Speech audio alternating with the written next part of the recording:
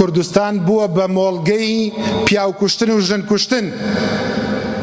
خەزوورێک کەڵە سێزاوەکەی بەدڵ نییە کچەکەی تۆزێک کۆرەزلەیەکی لێداوە کە ئێمە لەگەڵ بێڕێزیانین بەرامبەر بە ئافرەت، بەڵام بایی ئەوەیە کچەکەت بێوەژنکەی، بایی ئەوەیە مناڵانێک هەتی و بکەی، بایی ئەوەیە جەرگی دایک و باوکی بسووتێنی، بایی ئەوەیە خۆت ماڵ کاول بکەی کەس نەزانێ لەکوێیت، هەر لە دوای خۆت خانۆکەت گڕی تێبەر بدەن 20 ساڵە ماڵکۆوەکەیتەوە هەمووی کۆتایی پێبێ.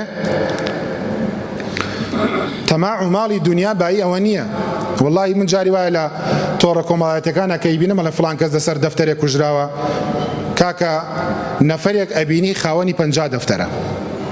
واللهی بایی ئەوە نییە ئەگەر بە کوشتن دەست بەو پارە بگا، بایی ئەوە نیە بیکوژیت. ئەگە گریمان کەسێک ئەوێ بگا بەو پارە بیبات گریمان تێبگەر لەم قسە ئەڵین با بیبا، بەڵام ئەگەر زانیت بە کوشتن دەست پێگا شتیوان نەکەیت، شتیوان نەکەی و پارە تەواو بێت، چڵکی دەسە کۆتایی پێ دێت.